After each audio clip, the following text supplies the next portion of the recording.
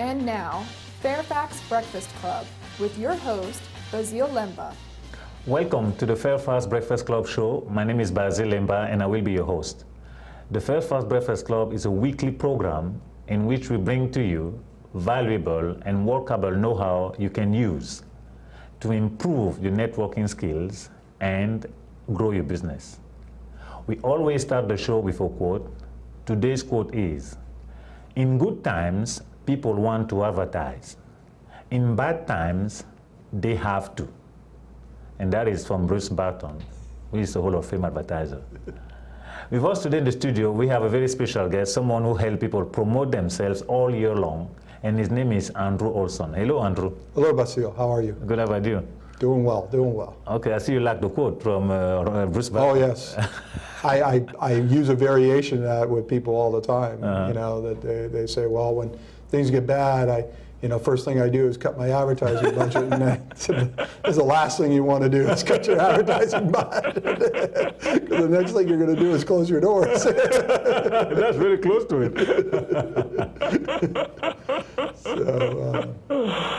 Yeah, I think you're right. The people do not necessarily understand the value of promotion. Well, if you don't promote, nothing's going to come in. That's right. There's nothing coming, you have nothing to eat. Next thing you know, you're out of business. That's right. That's right. If you don't market yourself, you don't let people know you're out there and that you have a value, especially in bad times. You need to really put out the value that you have for the dollar, because people are out there looking for everything they can get. And if you don't let them know what value you have for their dollar, they're not going to find you. So that's it's really important to try to market as much as you can, one way or another, especially when times get tough. Sure. Now, US Logo Works. Tell me, what can you do for businesses? Well, what we can do is add on to the ability for people to remember you once they meet. When you meet a new person, you meet a potential client, you meet a potential referral source, first thing you do is hand them your business card. And business cards are great. They're fantastic. But if you want people to remember you beyond that, we will come up with a promotional item that will have a use for them. And that's very important, that they find useful, but they'll hold on to, so that when it's time for them to either use your services or refer your services, they have an item close at hand in the environment that will best suit your business. They'll have an item close at hand with your contact information and maybe a description or an idea of what your business does. And in doing so, again, it helps turn every one of those meetings into a greater potential for business down the road. Gotcha. How do you get started with this business? It's interesting. Louis Faraka, who is the owner of US Logo Works, and I have been best friends for over 25 years. We started out in Domino's Pizza together. Oh, really? Yeah, back when Tom Monahan owned it. And Tom Monahan's philosophy was he sold great customer service, and with that you got a pizza. And so Louis and I were hammered out in that management program with the idea it's customer service first. And we clicked very well together, and we worked in Domino's for a while, and we went our separate ways but stayed friends. And years later, Louis had been in the promotional specialties business for a couple decades, and decided he wanted his own company. I had at that point owned a professional services company, tired of working for other people. I started my own company, and he said, well, look, I know how to run the promotional products end of it, but I don't know how to do the back end. And I said, well, that's what I do. And so he started out as one of my clients. And then after a few years, he became a bigger client. And I told him, I'm kind of getting tired of doing bookkeeping. And he says, he said, yeah, well, let's find another bookkeeper and let's turn you into a sales rep. And that's what happened. Now I'm the Northern Virginia sales rep for U.S. logo works. Okay. Is it a nationwide company? It's an East Coast regional company. We have, at this point, we have 3 regional offices. We're working on a 4th. We started out in Fayetteville, North Carolina. We have a very large military footprint with the U.S. Army. We do lots and lots with them. Oh. And then we have several commercial offices in Raleigh and here in Northern Virginia. We're working on one in Virginia Beach. Okay, very good. So what would you consider your biggest challenge? Well, sequesters being our biggest challenge right at the moment. Having a large percentage of our clients with the military, the sequester has kind of tightened our belt. Beyond that, it goes back to really educating people what the value of marketing a promotional product is and how to use it. The greatest mistake, I get this a lot with people, is they'll get a promotional product and they give it to just everybody. They're really proud of it and they just start handing it to their cousin, their brother, everybody. And then they come back and they're like, I handed them all out and I didn't get enough business. And who'd you hand them to? Did you hand them to your family or did you hand them to potential clients or referral sources? And so that's probably a big challenge, is teaching people how to use them properly. Interesting. But then over the years, that does not improve, or it does. I mean, certainly once you start working with a client, they start understanding how to use them. And don't get me wrong, every promotional product I sell has a purpose. But not every promotional product that I sell is appropriate for the same for every company. If you have a special event that's coming up, let's say it's Nokesville Day or Fairfax Day, or a day where those stress balls that you see are really great to throw out to kids and get the name of your company out. If you're going to be driving in one of these convertibles through one of those events or walking in the parade for one of those events and you want to hand something out with your name on it, that's great because those kids will hold on to those. Gotcha. But bringing one of those to somebody who has an office and giving that to them as a promotional product, it doesn't have the same value. When you go to somebody's office, the desk space is valuable real estate. There's only so many things somebody can put on their desk, and they're not going to put a stress ball. They're not going to use the time. Oh, it's going to fall out, going to get lost. Or they're going to bring it home and give it to their kids. Yeah, that's right. And maybe they'll see it again, but maybe they won't. So if you're going to show up at somebody's office and you're going to go through an hour-long presentation of what services you provide, what you can do for this person, and then you want to leave them something at the end, you need to leave them something they're going to use. And if their office, and that's your target client or referral source, it's an office, then you need to leave something they can use on their desk. So it's selecting that up. So basically, you've got to be strategic in these things. You certainly can. I mean, or at least think about what's going on. Maybe yes. Strategy may be a strong word, but well, you're going to spend a fair bit of money. In a small business, a promotional item is something, a significant investment, and that's why it's a good idea to work with a professional. You can go online. Everybody well knows that the online, stores are there for almost any service or product these days. But you're going to go out and you're going to look at product, you're going to look at pictures, you're going to try to figure out if that's what you're looking for, and you may or may not, find the right item that way. You work with a professional; they will not only help you select an item, find them, and where they should start is, what is your business? Who is it that you're targeting?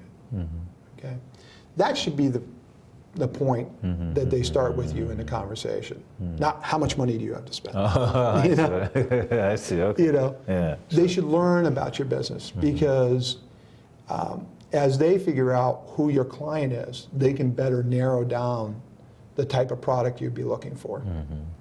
And then they can start talking about budgets. Do you want a smaller item that you can hand to anybody you meet? And then maybe a bigger item for those people that you really see a potential of getting business from or referrals from? And from there, then they should start showing you product. But that should be, well within the conversation. So, again, there's all sorts of items out there, and there are things that make sense and things that don't make sense for every company. And also, it's got the quantity of the product that are out there amount to thousands and thousands and thousands and thousands. Yes. Which one do you pick unless you have some kind of plan? Or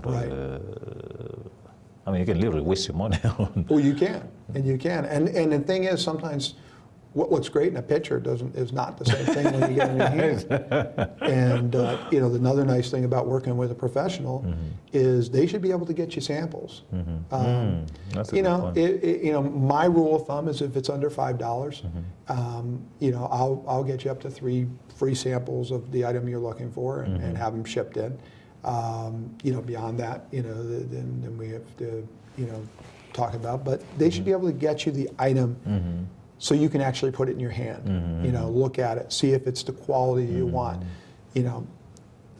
Pictures sometimes make things look much different than they really are when you get them. That was sure.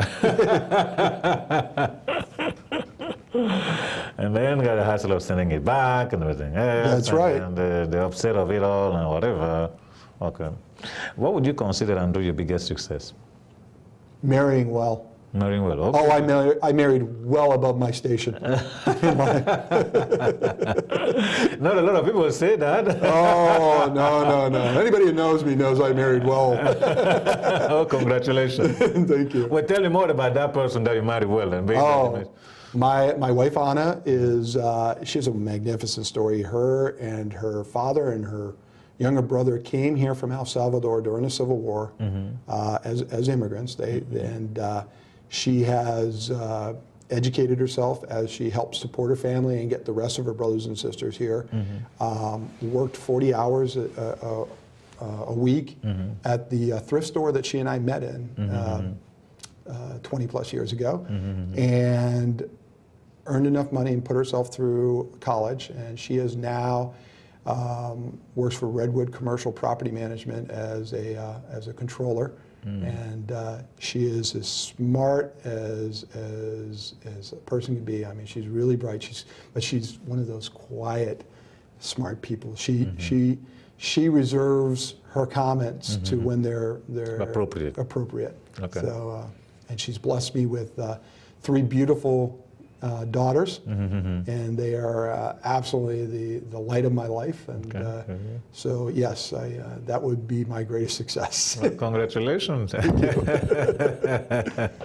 And she's supportive in everything I've done.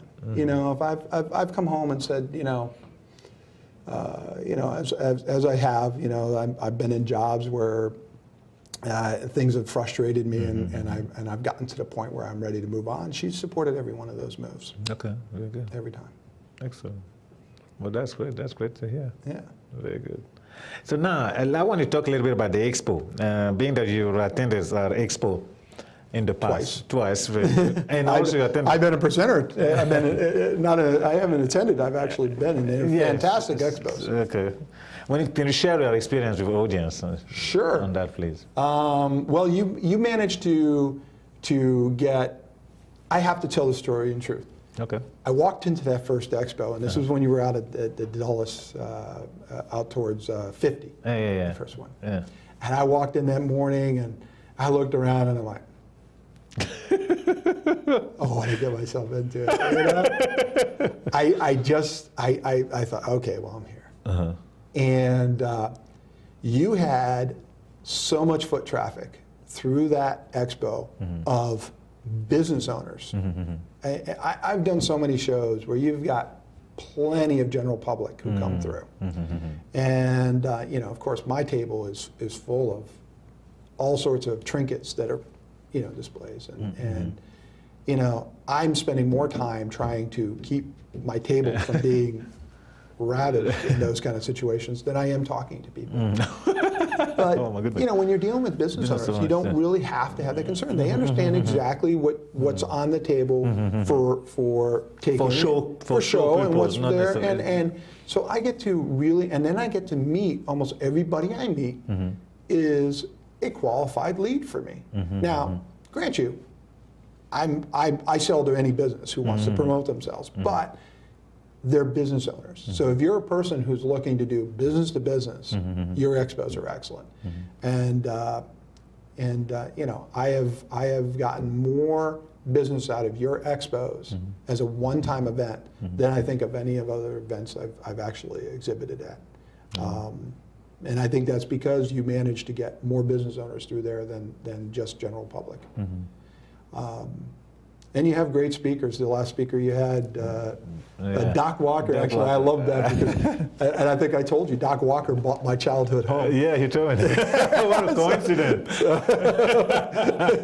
Yeah, so that was very interesting. But I mean, a really good speaker. It was a great event, and again, well attended was the last one I was at, and I'm very happy to attend the next one. Yeah, absolutely. That's good. But truly, you're right, because our strategy, really, which we found, is that the business owner is the best prospect. Yeah. He's serious. He's there for that. Which is good because all the exhibitors are there to do business. So bring them somebody who's interested. Right. Not just somebody who's passing through because it has nothing to do for the day. It makes a total, complete difference. And I think the fact that you actually charge a nominal fee for attendees, nothing's more valuable than those things you have to pay for. You know, and I think we all of us who have kids realize that those things that our children save their allowance and buy, they covet and take care of more. That's true. And that's human nature about anything. I think if you have to pay to attend, you're there to do something, not just walk around, get free food, and see what's on tables. Yes, it's a commitment on their part, and That's right. It had some value. They're committing to that. They're putting the money because they want to be there for that. And it was not. You're right. Otherwise, they just walked in because of what and what have Yeah, you. got nothing better to do. Yeah, nothing better than stop by over there, and then they don't respect the show. I mean, maybe it's a strong word, but in a degree, there's no respect for the show. Not because it's paid or what have you, but it's meaningful. Let's put that. Yes. I guess that's the correct word. Once they pay the money, it becomes meaningful now. It's not just whatever. Right, exactly. They as we said, they have a commitment to it. They have, a value assigned to it. That's probably a great word, is that there's a value assigned to it. Yes. And, almost nobody I know just, throws the fee away and doesn't think about it. If they go through the process of purchasing a ticket and attending a show, they're gonna try to get that value out of it. That's true. Yeah, that explains it. So we have one coming in May, the 17th. We have another one coming on the one of 2012, the 6th December. Yes. We're gonna have it there, and then we do it twice a year. Well, I'm glad. Yeah, I think I'm glad you came, and I'm glad you like it. And we really focus on the business owners, because not only that, for those people in reality, now this is behind the scene data, for them it is an appointment, a business appointment. Right. Because it's a Friday, so they're taking off of their work to go there. So it's really a business appointment. And what we're trying to create is a marketplace for them. So because they don't have a lot of time, we bring all these companies together. They can come now and shop for the things they look for. And as you say, they get to talk to somebody as opposed to going online. Right. Where whatever comes out, you don't know you're going to get it or not, whatever. It's just that personal contact. It's remarkable. Well, and I think exhibitors should take advantage of, invite your current customers. Let them come out and see the people that you associate with, and convey to them the value of making the commitment of both financially and time wise to come out. And when they may find people they can do business with. They may find other companies other services they've been looking for. And I have always tried, as any business I've ever tried to be in, I've always tried to do as much for my client in an added value service as I possibly can. I connect myself with a number of similar but not exactly the same type of business, people that are also in marketing. And many of their services, I will shepherd my client's business through it, but I won't take a dime for it. But more services, the more I do for my client, the more they look at me as a valuable resource. Yes, and if you can turn them on to an exhibit in which they can find additional services that they need, other people they can do business, that's gonna reflect well on you. Absolutely. So, I make sure that I tell all my clients that I'm going to attend and encourage them to attend. Yeah, definitely, because it's not just, I guess, over the years we work that thing, it's not just another event, it's because they have the mindset and people coming together. It's not like the show over the weekend or whatever, but it's really because the people who go there and the people who are there, the exhibitors, is really mindset, so you can but win. Right. I challenge anybody to go to that expo, that any guest of yours, to go to that expo and say, you know what, I did not get anything. Be the seminar alone, be the meeting of the people, the new connection, the learning, this, that, the other thing. You're right, the exhibitor should have the total confidence that this person is going to get something out of it. Yes. I mean, they really should, and they will. I can't imagine you go to one of your exhibits and not get something. Well, if nothing else, they're going to get the food. Oh, you got a great caterer. Same caterer, right? Same caterer, absolutely. Okay. That's a fantastic caterer. That's locked in. Yeah. For years, I got, not everybody, people are polite, they come and go. But I always get comment that the food is this, is that, they didn't like it, whatever. For the first time ever, everybody was blown away. Oh, that was a fantastic caterer. I mean, the food was good. Oh, that was like, oh my God. So Ma'am, you're coming back. We have you in forever. You are our caterer. Yes. I mean, the food was absolutely delicious. So truly, if nothing else, you get good food. Sure. We know you're going to get more, but nothing. There is more. Come for more. We have more for you. You can come for the food, but stay for the business. Exactly. We want you to grow your business. We want to take advantage of those events. Yes. Because there's definitely seminar, door prizes, and even we have free massage, and I mean, it's like you can but win, really, by being at that place. No. And it's a nice environment.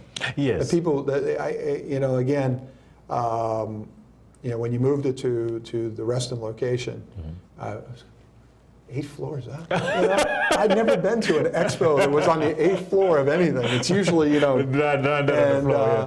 but those people are fantastic, and they open up that space to us, and it worked out so well. Yeah, I think it's really odd because I always, over the years, we have it in gym that it's better than nothing, but there is still an issue in the sense that gym and business does not necessarily go together. Right. You see, that's true. I kid you not, the sponsor came to me and said, listen, if you move your thing out of the gym, I'm going to sponsor it. A business person came to me once, how did the business say, if you move it out of the gym, because think about it, I mean, of course you can say, no big deal, come on over, but if you're inviting, as we're talking about inviting another person, right, and you're inviting them to a gym, just like the impression that it created to you the first time you came in. Sure. Like, and then depending on how it's set up and what have you, it's like, I don't know about this. But being that we're talking about business to business expo, having it over there and that high, it really added another dimension to it. Right, right. And I think your host, an air of professionalism that the gym didn't give. I mean, that facility they have is set up for the success of their team, and I think it conveys very well. Yeah, I think it's a perfect place. It fit in.